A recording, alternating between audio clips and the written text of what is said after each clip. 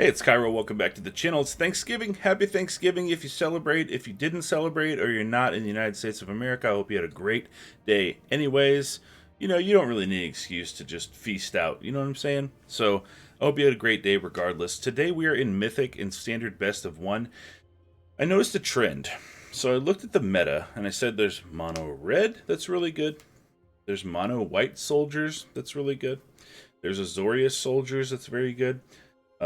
Selesnya Enchantments is still up there, and there's Mono Black Aggro that's really good. These are all at the top of the meta. And I thought, what is the one card that devastates all of these decks? And it is this one. Path of Peril. 2 black, 1 generic to destroy all creatures with mana value 2 or less, or you can cleave it, meaning you pay the alternate mana cost for 1 black, 1 white, and 4 generic to destroy all creatures. So if you're behind on board, you can actually just destroy the entire field, or if you have some 3-drops and you're ahead, you can just get rid of all the little stuff that overwhelms you with all these aggro decks that are really good in the meta right now. So this is the deck that I built around it. This is Mardu Midrange. You'll see a lot of familiar players here. I'm not going to go through this in deck like with an entire deck tech breakdown because it's a little bit self-explanatory if you've been playing in the meta for the last 2 or 3 months, and if you're not familiar with some of these cards, you'll probably pick it up with the gameplay. So if you don't know what Edgar does, you'll be able to see it during the gameplay, or Serra Paragon or whatever. So this is the deck. There's going to be a deck list below. Thank you very much for subscribing to the channel. If you're a returning subscriber, I cannot thank you enough. So much gratitude to you for being a subscriber and a supporter of this channel. Can't believe we're at 2,700 subscribers now, and if you're not, then feel free to join those 2,700 people who have subscribed to this video. Thank you very much. Please hit the thumbs up, and then if you have any questions about this, or you have something that you want to add, or maybe some improvements, or maybe I made a misplay somewhere or whatever, just hit a comment below and I will respond to you. So thank you very, very much. Until next time, enjoy the deck on the ladder. Alright, we're going first. I like our mana situation here. We got a Path of Peril on turn 3 if we want to, if we're going up against aggro. If not, we have a pretty good curve out with Bloodtithe Harvester on turn 2 and a Graveyard Trespasser and a spot removal here, so couldn't really ask for much more in our opening hand, so that's fine. We'll go Sundown Pass, get that in as a tap land. That way we can play either one of these on turn 2. Spectrum Sentinel, 1, it's a soldier, 1/2 protection from multicolored, meaning Bloodtithe Harvester won't be able to block or target it. When a non-basic land enters, they gain a life. So they're going to gain a life from this. I guess we'll just play Bloodtithe Harvester, let them hit us.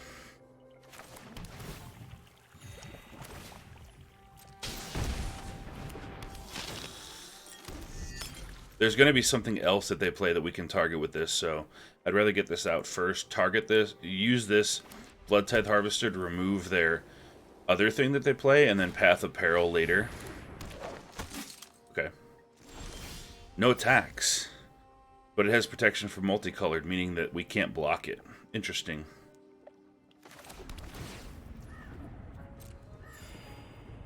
Okay. What do we do here then? I guess we'll attack. They blocked there. Yep. So we'll Graveyard Trespasser. Get this down, because our Path of Peril won't stop that. I want to make them get more creatures out that cost 2 or less. And really devastate their board with the Path of Peril, and then follow that up with the Sheoldred. So if we have to do that to get a creature in the yard to get this out. Alright, what do we have here? Combat Trick. Go ahead and use it.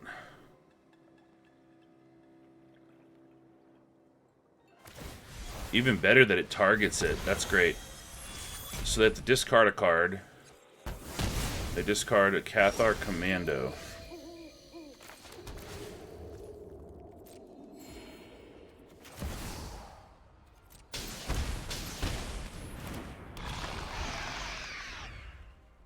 Get this out. If they can't answer it, we'll wipe the board of all their little stuff. If they just spam out a bunch of little stuff, we'll Path of Peril that and we'll be in really good shape. Like that.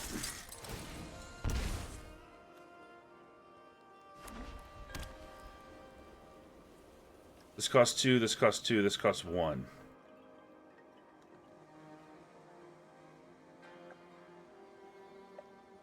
Put out another thing that costs 2. That would be ideal.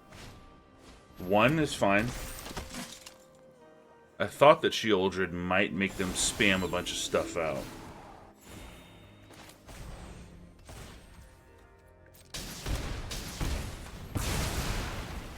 Awesome.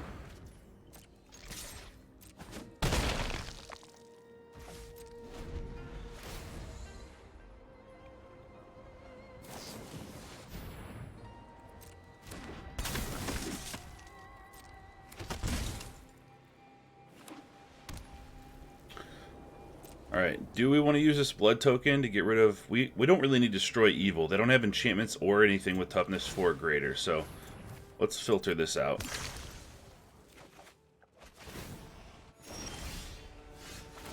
Paragon? We can play the Graveyard Trespasser back. That's pretty good. Alright, I don't see a reason we don't attack here. Keep the pressure going. They have no removal to speak of right now. Let's put Paragon out.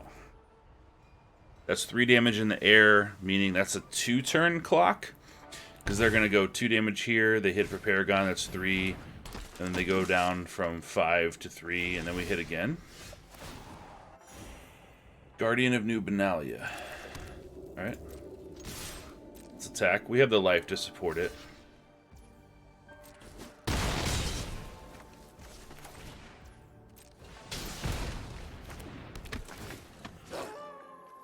What do we want to get rid of? Valiant Veterans, so they can't put counters on everything. And then we'll just keep a go for the Throwed Up. We go to 2. In for 2. Enlist.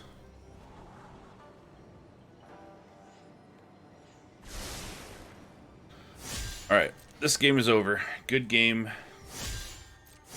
That Path of Peril, like I thought, was going to be pretty good against all these aggro decks in the meta right now. But they did play well, so good game. Yep, good game to you.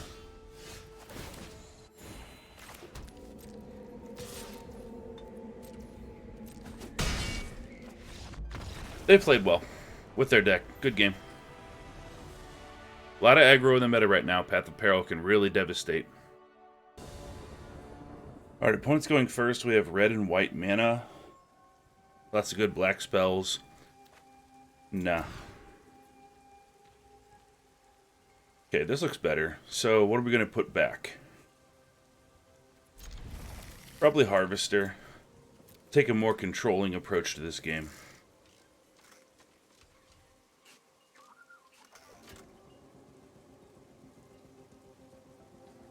If we're playing aggro, Path of Peril is going to really help us here.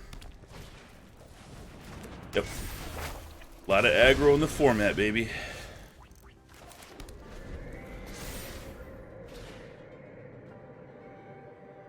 We have a turn 3 Path of Peril. We don't have any other removal, so it's up to them to do a lot of damage to us before we do that. And they are well on their way.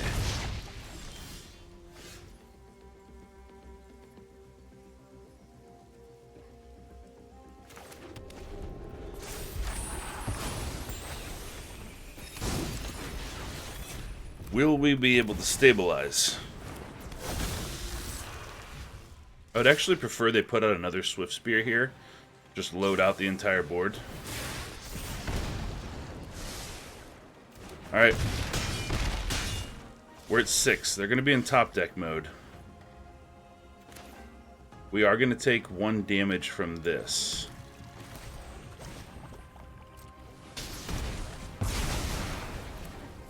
So we're at 5. If they have 2 lands in their hand, we're looking good with an Emperor.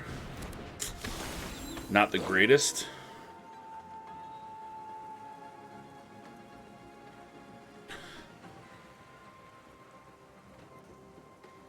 So I think what we do here is we lay down a Battlefield Forge. We're going to go to 2 right here. And then next turn, they attack with only the Stormseeker. We -2, exile it, go back up to 4. And then we save Go for the Throat, and then eventually we get into Sheoldred and Serra Paragon. This is going to be tight. It's going to be a close one. We have white. White. That's going to bring us to 1.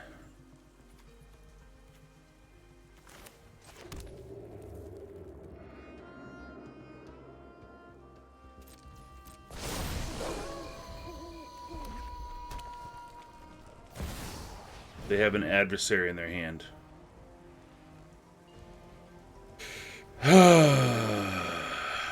That's unfortunate. So if we go Emperor, we wait for this to attack. They're going to put counters on this. If we kill this now, they'll still kill us.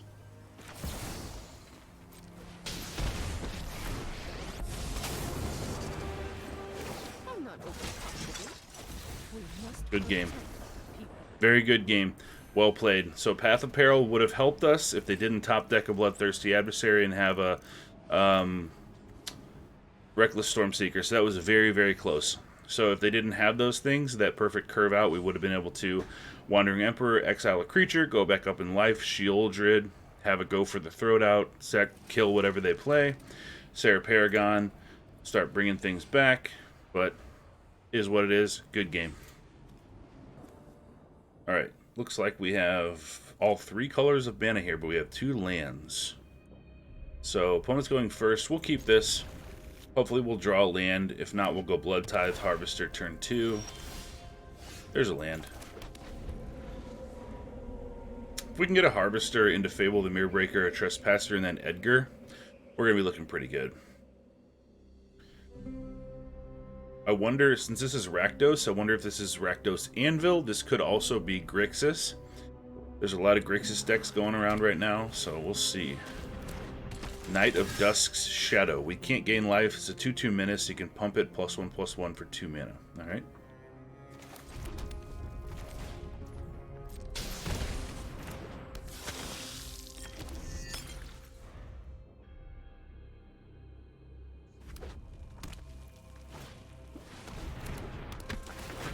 Lagomos Hand of Hatred. Beginning of combat, it creates a 2/1 elemental creature token with trample and haste. Sacrifice at the beginning of the next end step. Tap, search your library for a card, put it into your hand, and shuffle. Activate if 5 or more creatures died this turn. We can take 4 here. Okay.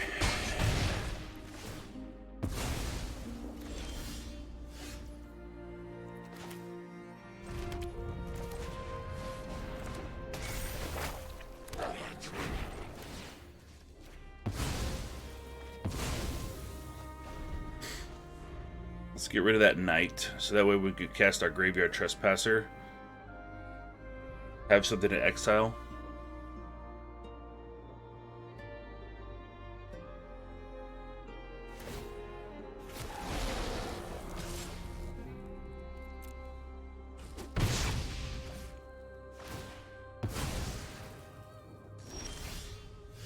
Nothing else from them. What do we want to discard? Perhaps. We have Destroy Evil and Infernal Grasp. Guess let's get rid of Destroy Evil. Have a Go for the Throat. That's probably fine. Let's go with Edgar. If they don't exile Edgar, he keeps coming back, making vampires. He's a nuisance for the opponent.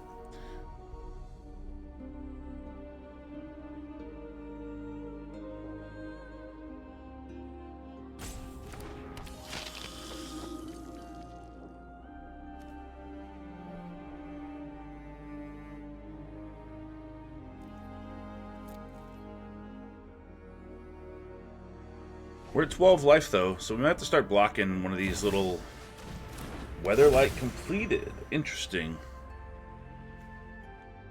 Okay, we can Infernal Grasp that when it becomes a creature. We cannot go for the Throat it because it's a non-artifact creature. Yeah, I'll block here.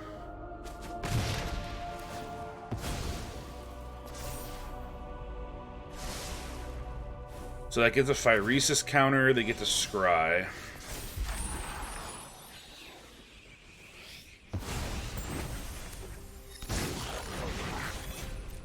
Okay, we're going in. They block the token. We'll give it first strike. We'll kill Lagomos.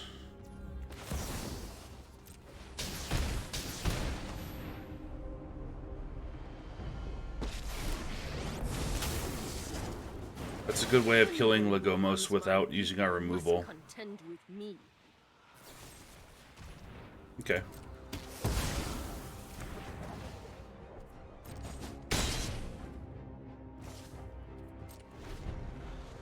Okay. Touché.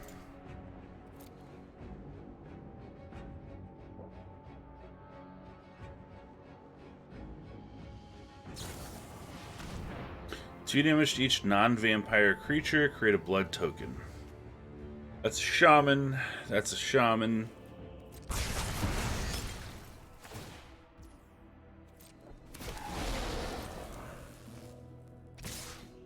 So they're going to bring the Emperor down to 1 loyalty. Always glad to meet my match. Phyresis counter gained. Alright, give me an untapped land so I can play Paragon and Harvester.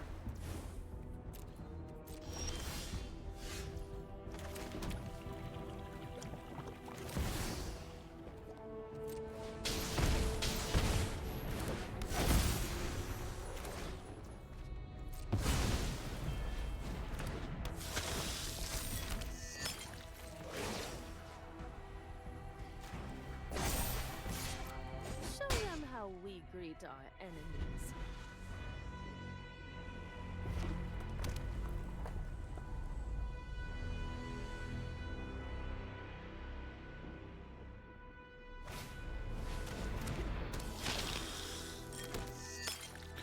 Harvester comes down. They cannot sacrifice that until next turn to kill something. Going with the Wandering Emperor. What would they have to have? We'll just block here.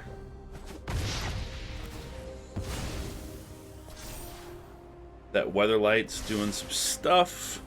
When it comes online, we'll Infernal Grasp it.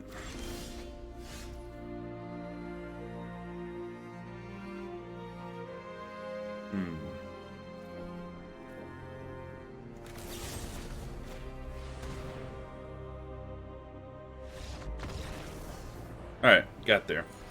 So their whole plan was built off of Lagomos and Weatherlight completed, and we're just kind of, with the Serra Paragon, snowballing into playing our Fable again, destroying things, and whatever. Good game.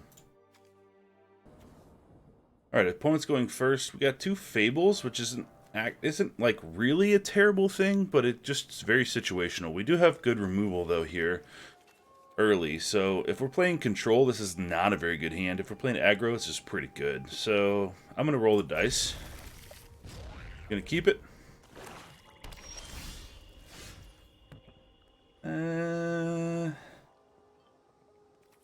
Let's go Shattered Sanctum first.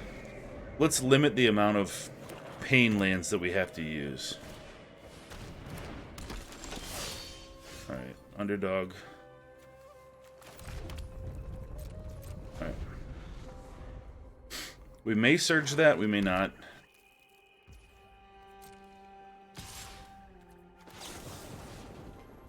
Do we do it, or do we Infernal Grasp whatever they're about to put down? If it's a Graveyard Trespasser, that would kind of suck, because then we'd have to get rid of a land too. Let's just take the safe route, let's surge this away. And then get our Fable down next turn. Maybe we can put them on their back foot like that. Limit the damage that we take while we build up.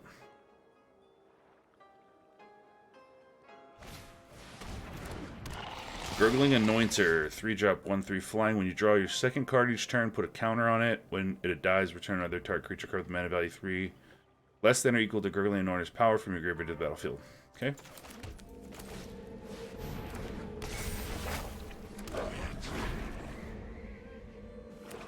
Probably going to get rid of Sulphur Springs at least on our next loot ability with, oh, wow.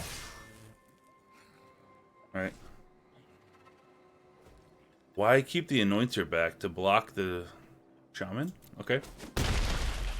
So that's going to be a 2/4.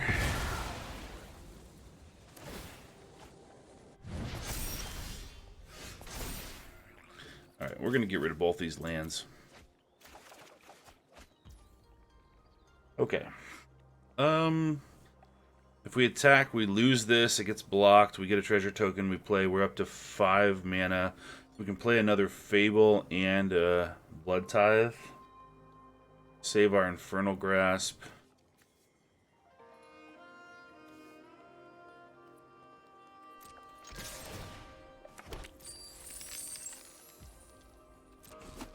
Wow, they didn't take it.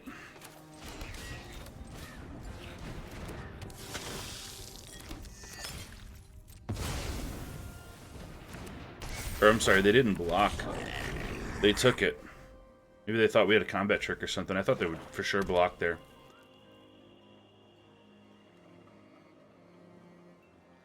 If we get to attack with these 2 Shaman here, we're going to have all the mana we really need. So this next Fable here, I'm going to discard both these lands.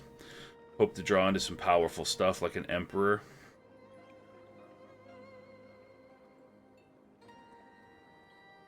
Wouldn't put Invoke Despair off the table on them, though, so they may have that. I guess we're going to find out here in a minute.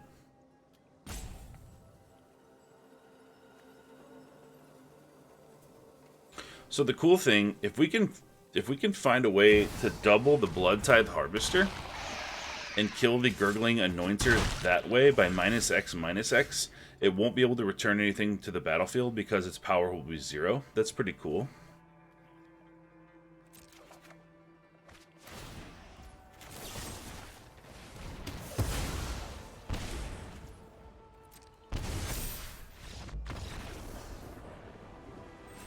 Wow. Did not expect to concede there, so... Okay, interesting. I killed the Sheoldred because I wanted to loot out these 2 lands and discard these 2 lands to get 2 new cards here.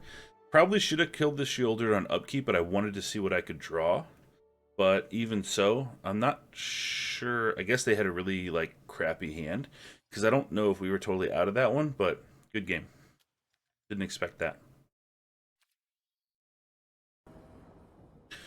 When it goes first, Bankbuster, Fable, we don't really have any interaction. We just have to hope they're kind of like slow and we can have these Fables pay off. We are on the draw, meaning we could draw something good, but it's a risky keep. But you know, what we do on this channel, we're risky, we'll keep it.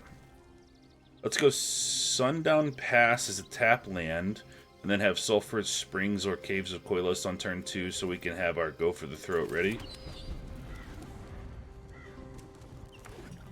Red, black, alright.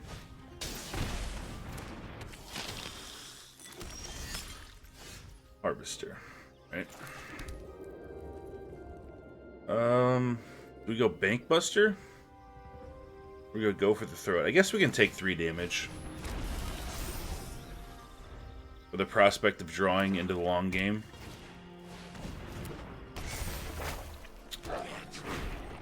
That's a good one. That is a very, very good curve. Okay, we'll go our Fable.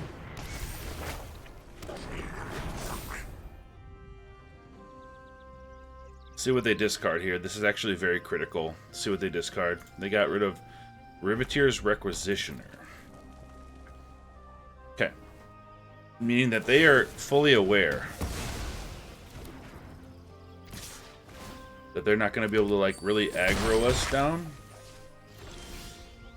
Maybe they will, maybe they won't. What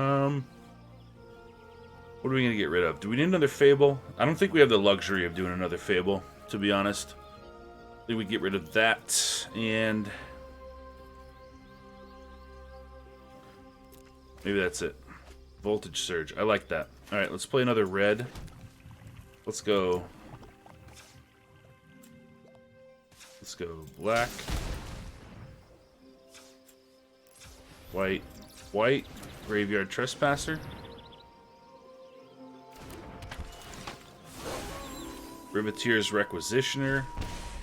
Ping him, hold up a Voltage Surge, and also we can crew this Bankbuster to defend if we want.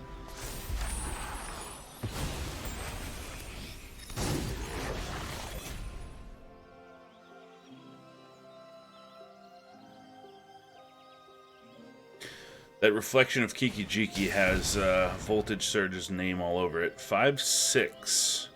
When an opponent casts a spell, they create a blood token. When it attacks, crits +1/+0 for each blood token defending player controls.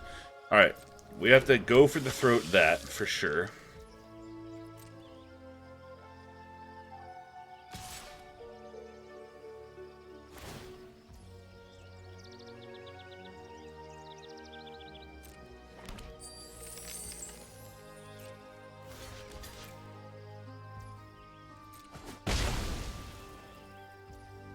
Alright, Voltage Surge on you.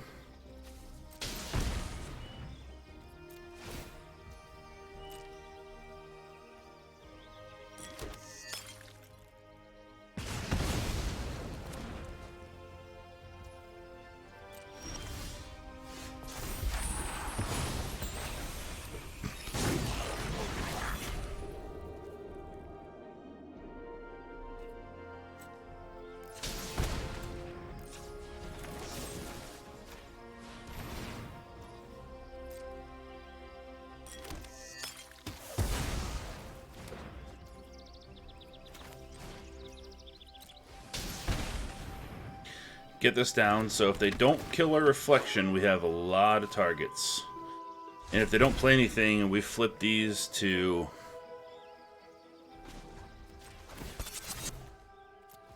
If we flip these to nighttime, it's going to be brutal. Let's get damage in where we can.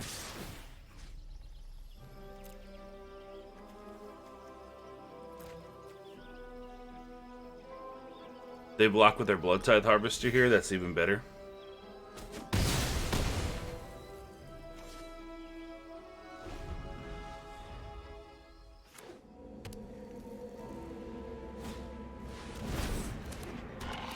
Balduvian Atrocity. Sorry, what is this? 3 kicker, 2/3. When it enters the battlefield with its kick, return target creature with mana value 3 or less from the graveyard to the battlefield against haste. So they killed our reflection with the Balduvian Atrocity, which is a 2/3 menace. Okay. And then another one. Okay, well that Paragon was a nice draw.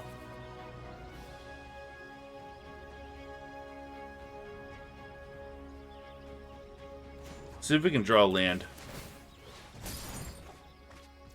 Oh, destroy evil. Okay. Well, let's just chill. And have our Graveyard Glutton become a 4/4. Purveyor. Okay.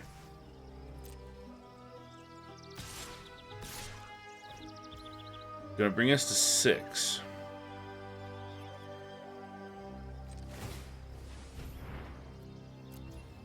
We can destroy evil on the Purveyor. We can also Infernal Grasp one of these. Let's Infernal Grasp one of these. Make some blood tokens. If we draw a Bloodtithe Harvester, we're going to be in trouble with these blood tokens. Okay, we go to 5.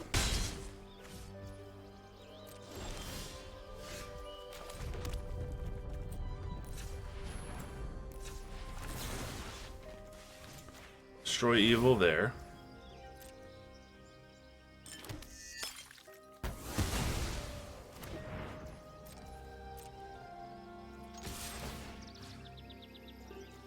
Blood Vial Purveyor, Bloodtithe Harvester, gain 2 life, they lose 2.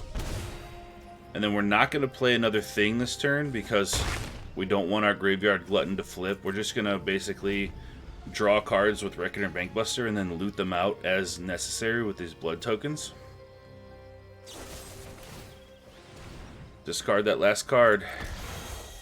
Love to see it. Which is a go for the throat. Alright. Alright, we're in good shape here now. We are in good shape. They can hit us for 2. Not a problem. Let's draw a card. Fable. Okay, we'll keep that.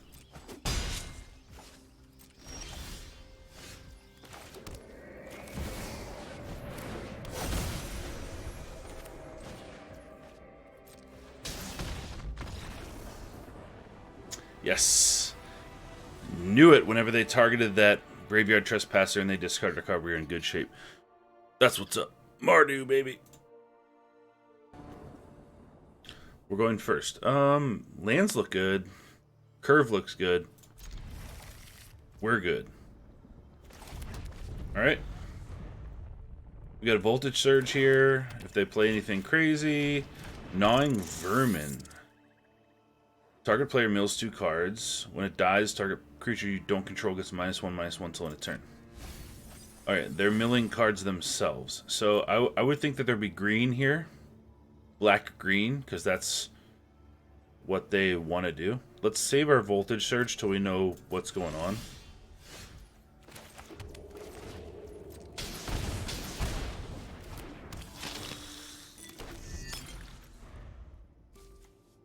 If they're wanting to have things in their graveyard, we have a Graveyard Trespasser here that can take things out. You see any big things? Oh, yeah. They're wanting things. Yep, there's green. There's green. I knew it. Titania, Argoth is in there. Mishra. Okay. So, I guess what do they want to do? That kind of actually sucks that their Argoth and their Titania are both in there because they want to meld these. So,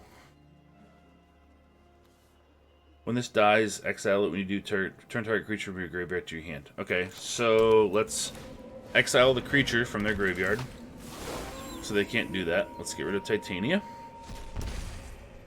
Their whole thing is to try to get things back from their graveyard. So as we go with a Graveyard Trespasser, if they don't remove it, we'll just keep exiling things from their graveyard.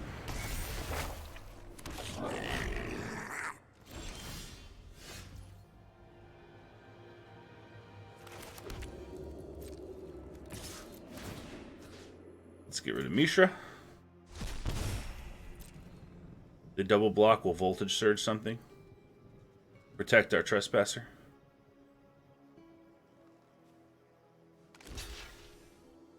Okay. And they have no creatures in their graveyard, right? None. Alright, so that's a good time to kill this Butler.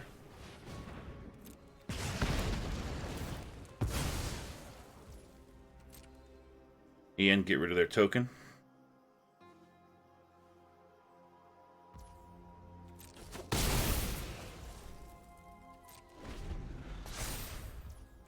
Probably going to filter one of these lands away with a blood token because we need some more gas.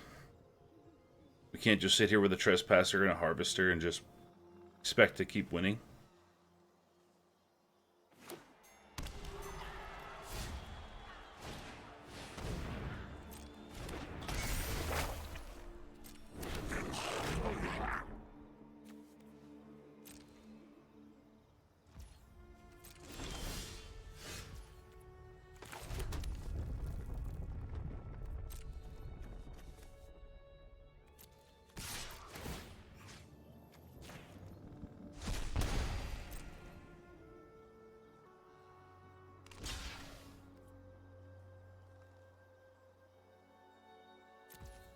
Okay, so that's 3.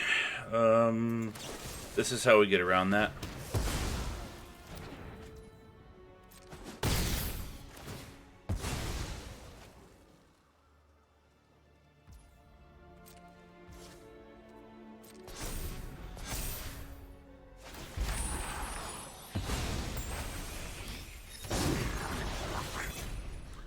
We can get rid of their Reflection of Kiki-Jiki with Destroy Evil, but we're kind of running out of gas here.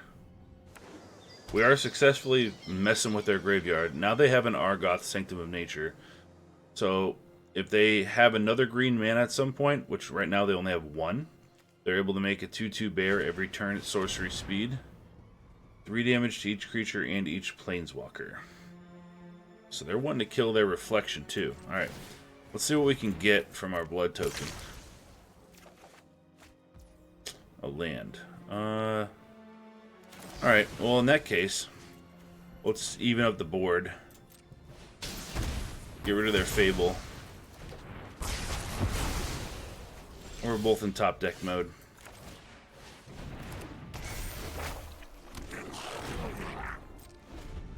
I want to keep that land in the hand so that way next time we can discard it to draw something of value. Titania.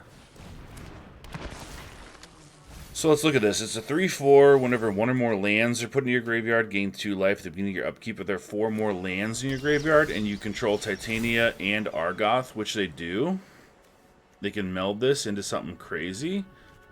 Right now, there are 1, 2, 3 lands in their graveyard.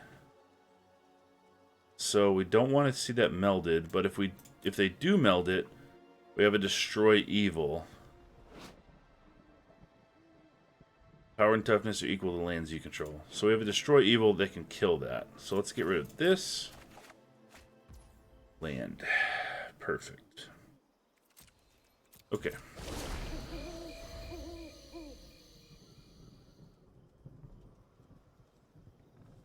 So we can Destroy Evil on their melded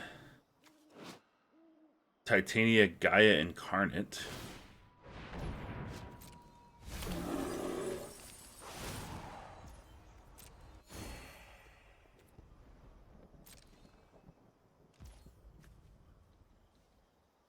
Oh, beginning of your upkeep. Okay. Let's just kill it now then.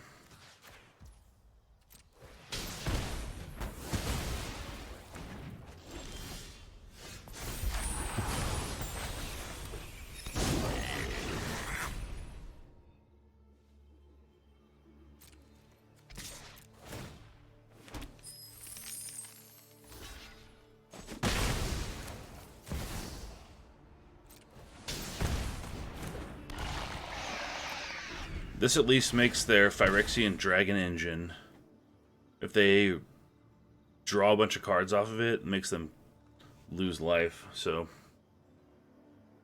see what's happening. Return what to their hand? Titania? Or Mishra? They have a Mishra in there? They do have a Mishra in there. So they're going to try to Mishra...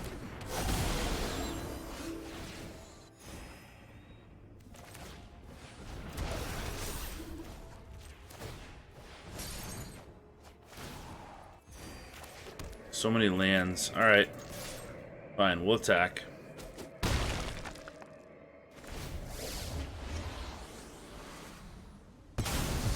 Yeah, they're gonna meld this thing. We don't have a way to stop it. So when it enters the battlefield, return all lands from your graveyard to the battlefield tapped. 4 plus 4 plus 1/+1 counters on target land you control. It becomes a 0/0 elemental creature with haste to land. Alright, and then they're going to try to meld the other stuff. We need to draw removal now. Very cool.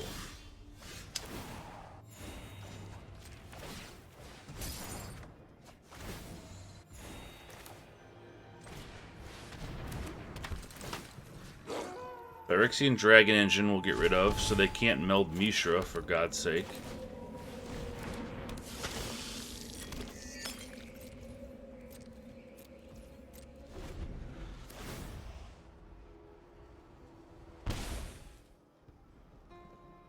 This is a pretty weird deck, and it's actually really cool. If they built this deck, props to them, because like it's actually pretty gross. They have a melded Titania, and when they attack, they attack with this Mishra. We lose 1 life if they attack only with this.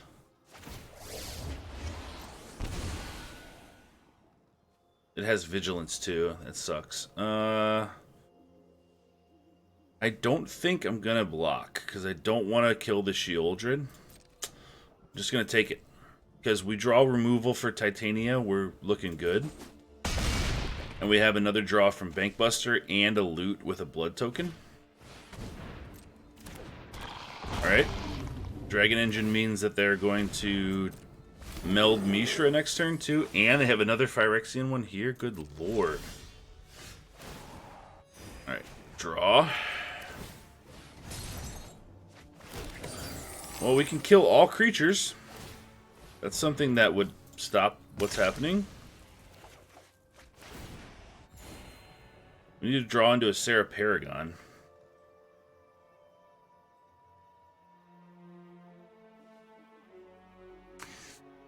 So do we go Bloodtithe Harvester, kill the Phyrexian Dragon Engine? Because we don't want Mishra to be able to... no, we don't have any blood tokens. Alright, this is the only solution.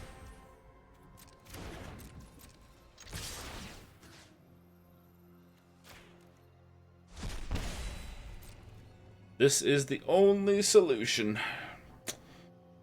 They're going to have to block some stuff. We're going to have to Path of Peril. We're going to have to reset the board and hope that we can gain the advantage.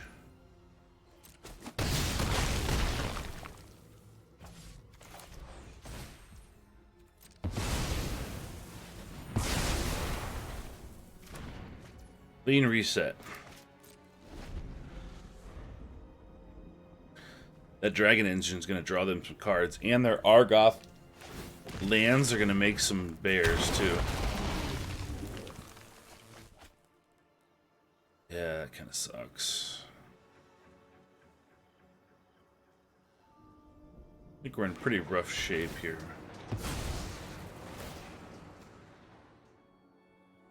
They only have 22 lands left, 21 lands left. Can we mill them? Is such a thing even possible?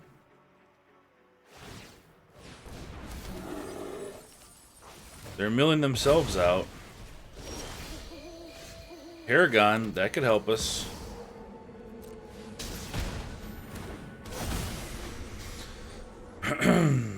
We can play one thing. So we're going to play Graveyard Trespasser and get rid of something in their graveyard. Do we want to play Fable the Mirror Breaker and then be able to loot some stuff? What do we want to do? Trespasser. Let's keep our life going as much as we possibly can. Let's say our life gain up. Let's say Mishra and Titania. Puts them to 6. Do we attack here? Because if they don't block, they go to 2. And then next turn we just attack with a Graveyard Glutton. Exile 2 creatures from a graveyard, and then they die. I guess we do attack here.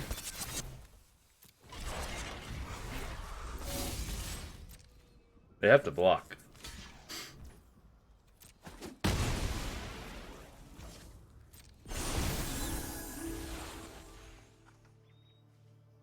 If they don't have a flyer...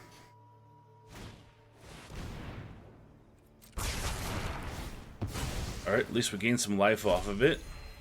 No harm there. We might be able to stabilize this. We really might be able to win this.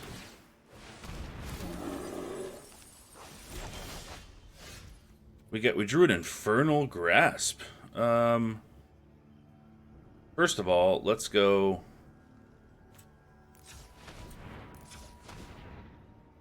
here.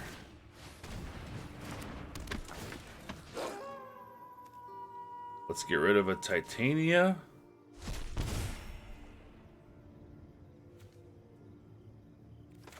Let's Infernal Grasp you. Let's crew with this.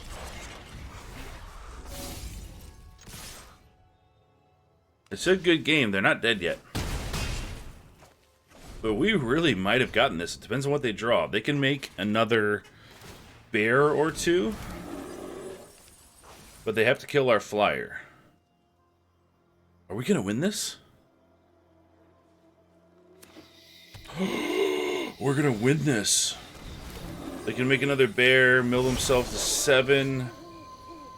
No use in adding insult to injury. I was going to attack with a Serra Paragon. Yes! We won. That looked so bad for a minute. We won that. That's the power of Mardu, baby. That's a good way to close out this video. That was one of the best games I've played in a long time. Hats off to Caleb Kawaru for, if they built that deck, that's great. So, that will wrap it up for Mardu Midrange. I hope you enjoyed the video. This deck is very, very potent against aggro, but it also can compete with other mid-range decks and even control decks by getting under them if you have a nice curve out. Bloodtithe Harvester is a great 2-drop if you curve that into Fable the Mirror Breaker on turn 3 or Graveyard Trespasser into Wandering Emperor, Sheoldred, or Serra Paragon, or Edgar on turn 4. It's really hard for the opponent to really compete with that. I haven't played it yet, but I'm thinking that Mono Blue might be one of the decks that gets this deck's goat a little bit, but being that Mono Black Aggro, Mono Red Aggro, Mono White Soldiers, Azorius Soldiers, all these are in the top of the meta. These are all aggro decks, and one Path of Peril can really give you like a 4 or 5 for 1. You just wipe their entire board while leaving yours alone is super, super good. So I hope this deck serves you well. Thank you. Thanks for hitting the thumbs up. Thanks for subscribing, and I'll see you next time.